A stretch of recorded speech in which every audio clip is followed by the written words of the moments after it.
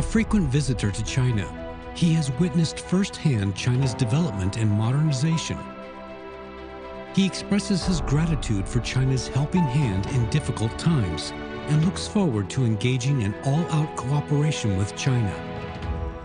He praises China's experience in development that brings benefits to the world and acknowledges his country's special connection with China.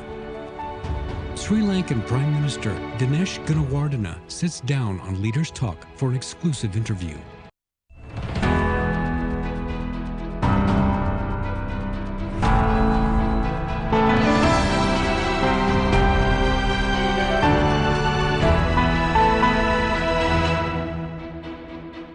Hello and welcome to Leaders Talk, where we meet leaders, thinkers, and trailblazers. I'm So Yun. Here in Shanghai, we're about to interview a guest from China's traditional friendly neighbor, and he is the Prime Minister of Sri Lanka, Mr. Dinesh Gunawardena. Having visited China many times and traveled extensively throughout the country, how does he define the current relationship between the two countries? What kind of experience does he think China's path towards modernization can offer to other developing countries? And what special bonds does he have with China? Here is my conversation with Sri Lanka Prime Minister Gunawardena. Prime Minister Gunawardena, it was a great pleasure having you with us here on Leaders Talk. You visited the magnificent Great Wall that is renowned world cultural relic with a history of over 2,000 years and stretches for more than 20,000 kilometers. So how do you like the trip? Is there anything memorable that you want to share with us? Yeah, when you get there, you feel that you have achieved something that is always remembered. But this is the third time I've been up there. Thousands and thousands of people, not only from China, across the world, go up because it gives history of China, achievements of the historical history of China in the civilization, also a meaning to the strength that has been protected and retained by the Chinese people. And my countrymen, I hope, will also get the message that their Prime Minister has gone up to the Great Wall. Well, let's talk a little bit about something inspiring, as well as the highlight of your trip this time is your meeting with Chinese President Xi Jinping. Well, during the conversation, both sides exchanged ideas on how to advance this bilateral relation, especially on advancing the strategic cooperative partnership between the two countries. So what are some of your major takeaways from your meeting with President Xi? It has been a very positive and a successful visit for Sri Lanka.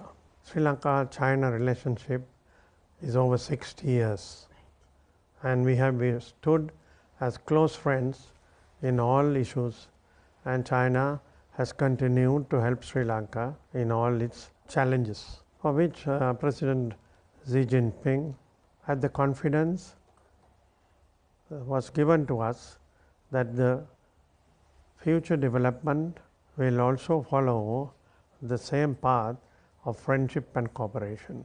President very specifically mentioned that our future is of new challenges. We have passed the one stage. Now the world is faced with new challenges. Modernization is taking place at a very fast rate. Sri Lanka hopes to modernize our different productive and service sector, which can take us also fairly on a fast growth. We discussed all these issues, and the assurances were always positive. We had an opportunity of speaking to the President Xi Jinping, which we appreciate and will remember continuously. After your meeting with President Xi, what is your impression of President Xi as a leader, and how do you understand his political thoughts and philosophy? It was a very pleasant conversation, but very deep conversation, because his words, I think, mean a lot when he speaks. So today he leads one of the greatest nations of the world. So for all of us, we appreciate this great progress, because it's for the entire mankind. Everyone, every country can benefit from this progress. That is his deep philosophy. As you mentioned, China and Sri Lanka are close friends and traditional friendly neighbors. And how would you characterize this time-honored relations between the two countries? It's a long process. Our leaders have associated the leaders of China. We understand China's path. Sri Lanka signed the Rubber-Rice Pact amid various pressures not to. It's not only an agreement, it's a new chapter in economics. China has proved to be that it is a great nation of the world, strong, developed in all areas, all fields of today's world. So I think Sri Lanka was very bold, straight, and a challenging position of giving diplomatic recognition in 1957. Because at that time we were known as Ceylon. China accepted Sri Lanka's future progress and development, new areas of cooperation. Hambantota port at the tip of our country. Beyond Hambantota port, it is the Indian Ocean and no other country, no other island, right down to the South Pole. Please remember. So Sri Lanka also looked forward and developed Hambantota. Mr. Prime Minister, the projects they just mentioned are actually relevant with another important topic that has been touched upon during a meeting with President Xi is the Belt and Road Cooperation. In 2014, President Xi visited and inaugurated the landmark Colombo Port City project. And those projects has now become flagship examples of this cooperation. And during the meeting, President Xi particularly emphasized the high quality building of the Belt and Road cooperation between the two countries. So how do you think the quality of the Belt and Road cooperation can be further enhanced from your perspective? President Xi came to Sri Lanka and laid the foundation for the most challenging project Sri Lanka has embarked on, that is the Colombo port city development. 2 weeks ago, we were embarked on the construction of the financial center, which will play a major role in the Colombo port city development as a financial center, a center of new financial instruments, widespread, with new challenges that is emerging in order to face, call for investment. Be one of the strongest hubs in South Asia between Singapore and the Gulf. So it's a major step that has been taken. We were facing difficulty after the COVID set down. Recession took the world with COVID. All countries faced a recession. The world faced a recession. But China has come out of the recession strongly, and China's economy strongly moving forward means it will affect whole of Asia. Asian economies can now feel we have better opportunities, markets, various ventures to move forward with China or Chinese investment. So I think after that, Sri Lanka also has been able to progress. We were in deep difficulty economically, but China helped us as the first country to give the strongest support, along with all our friendly countries and institutions. Since then, Sri Lankan economy has picked up from minus. We have just reached the plus stage, coming out of above zero, which gives strong confidence. In addition, our exports having moving positively, we have also been able to relax a lot of restrictions that were before on the economy, thereby allowing the private sector to reinvest, find new areas of investment, and for foreign investment also to come into Sri Lanka. Well, President Xi, during the meeting, also encouraged Chinese enterprises to invest and conduct business in Sri Lanka, but also expressing hope for a fair and transparent business environment in your country. So, Mr. Prime Minister, can you give us an idea and update of the current state of business environment in Sri Lanka, especially for international investors? What Sri Lanka announced, Sri Lanka has been following. I think that trust is important.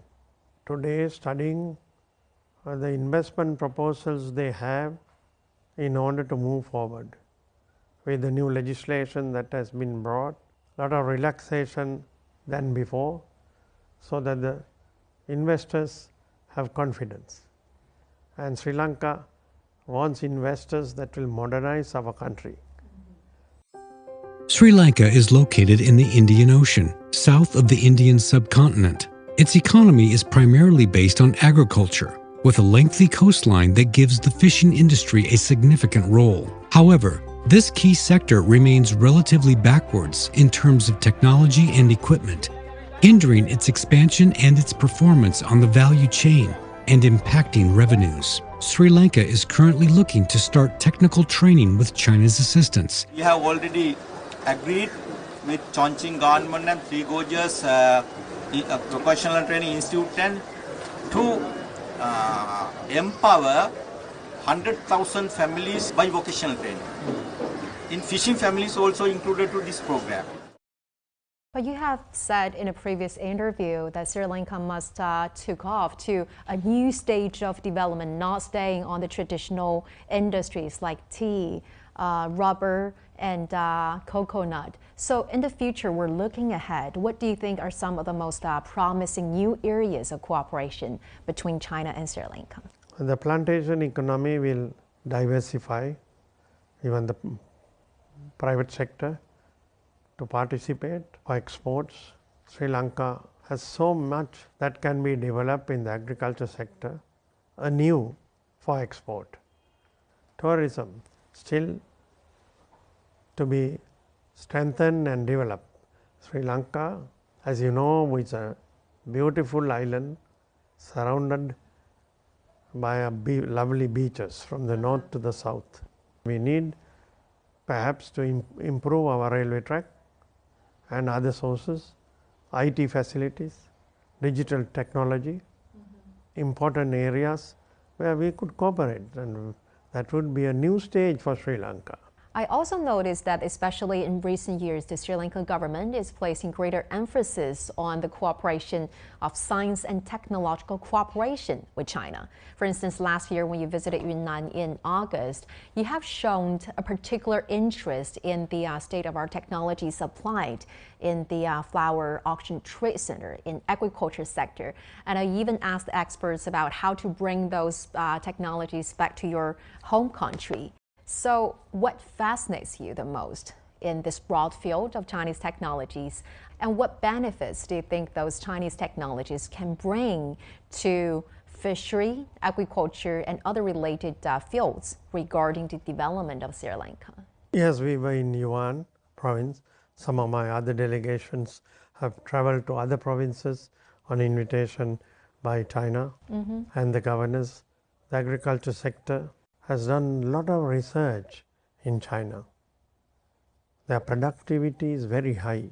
So that is one area where our farmers, our entrepreneurs can take the advantage of having high producing agricultural sector, new areas of investment which can go in for exports, not only to China but to other markets. You all have research stations and which have been able to produce high yielding varieties. Representatives of Yuan has come to Sri Lanka, and we have earmarked 2 special provinces for this development that could take place. So the close cooperation definitely will lead to a better economic prosperity.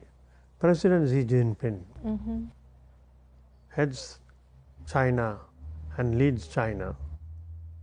His declared policy of what was shown, raising the lowest income population away from difficulty to better life, over hundreds of millions by the new policy.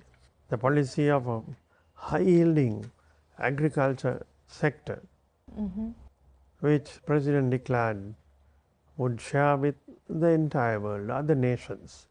And Sri Lanka is one that would like to cooperate, get the support to develop our agriculture, especially rice farmers, productivity to increase, income levels to increase, costs to be reduced.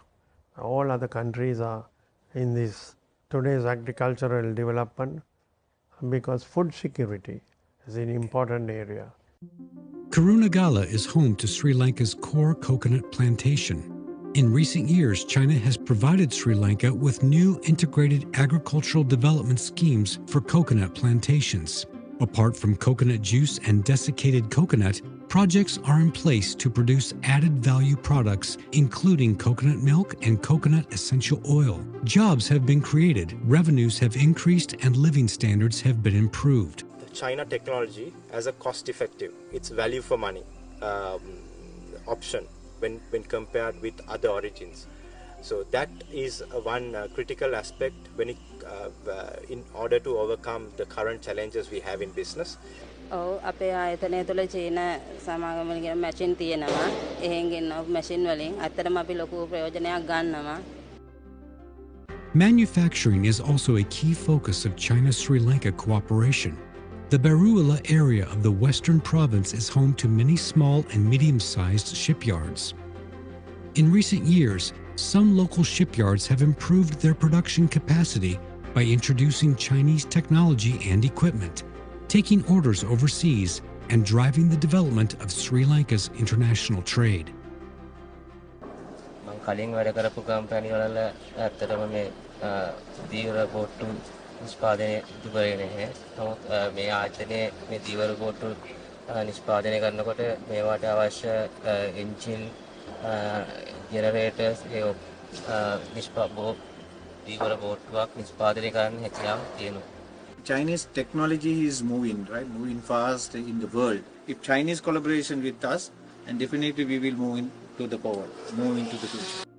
So, having visited the country many times and traveled extensively throughout the country from big cities to small villages, how do you understand China's path towards modernization?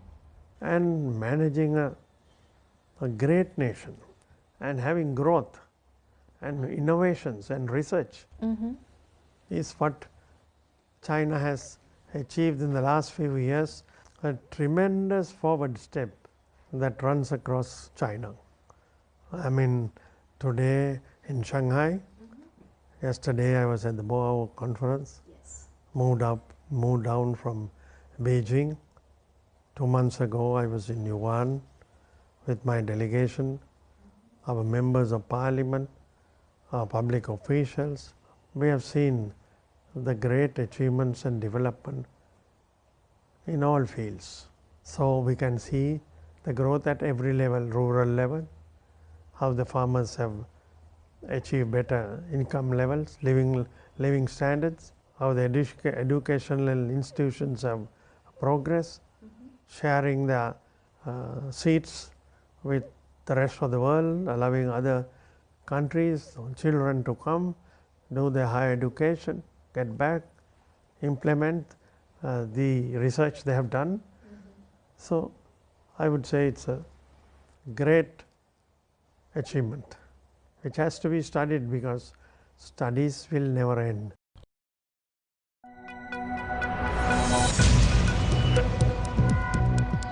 Each day, there are millions of stories.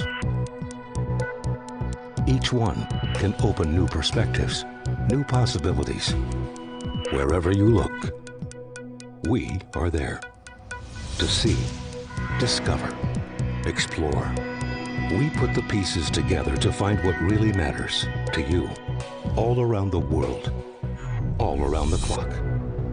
Our reporters are at home across the globe. From our headquarters in Beijing and production centers in Washington, Nairobi, and London. Stories from across the globe, reaching people across the globe. CGTN. See the difference. I see a country on the move. There's my opportunity. Is it good to change so fast? Yes, but it's a challenge. We have one foot in the future. But we never forget our past. We need to talk to one another. And listen. More than 1 billion voices telling their stories. Rediscovering China, only on CGTN.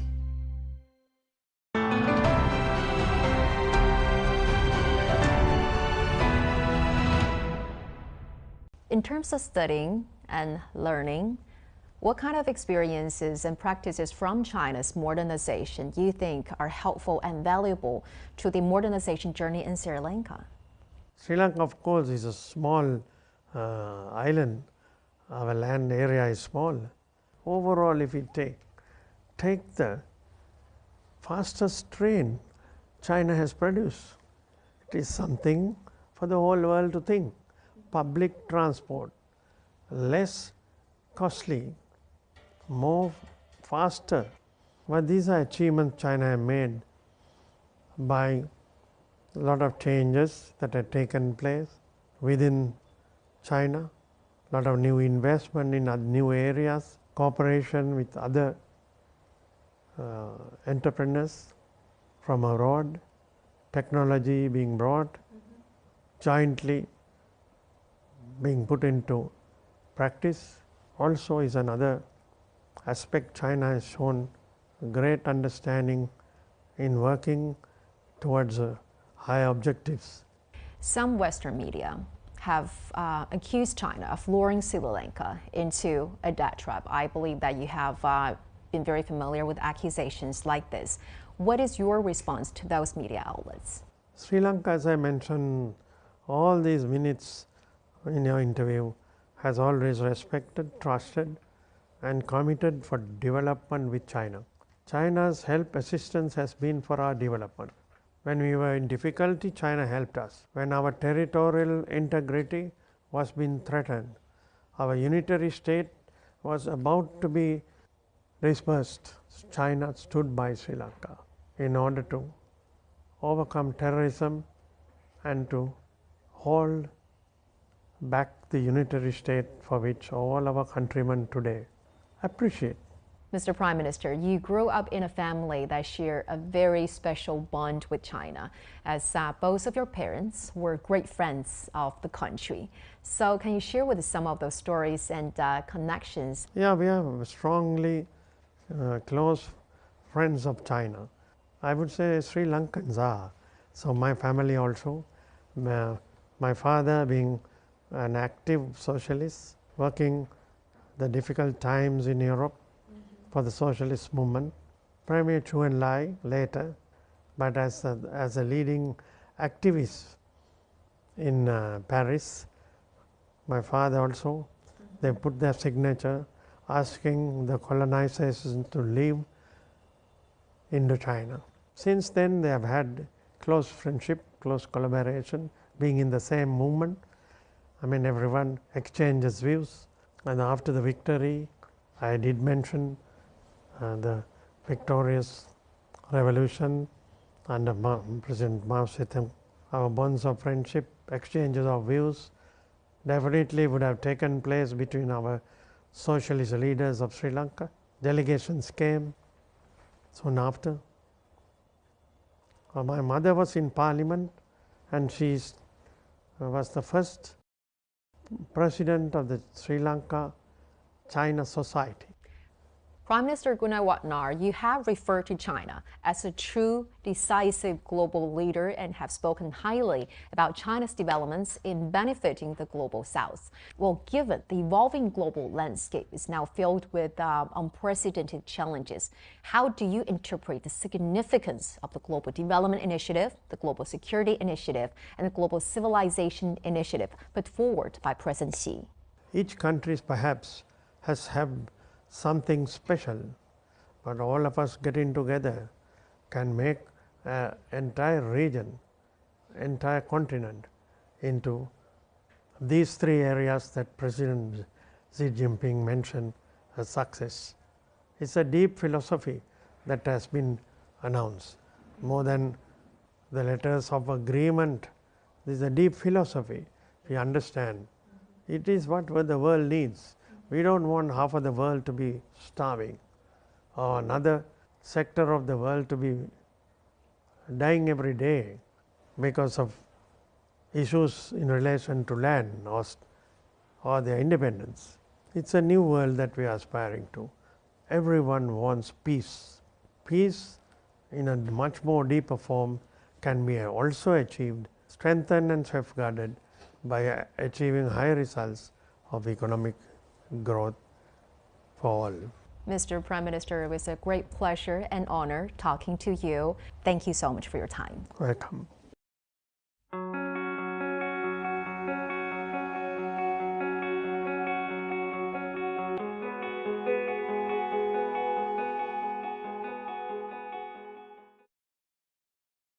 During the interview, Prime Minister Gunawardena expressed his appreciation for China's assistance to his country in times of difficulty and also commended China's developments benefiting developing countries. He hopes that China's experiences in its past war's modernization can be an inspiration to the modernization journey in Sri Lanka. It is also hoped that the strategic cooperative partnership and the traditional friendship between the two countries will continue to progress.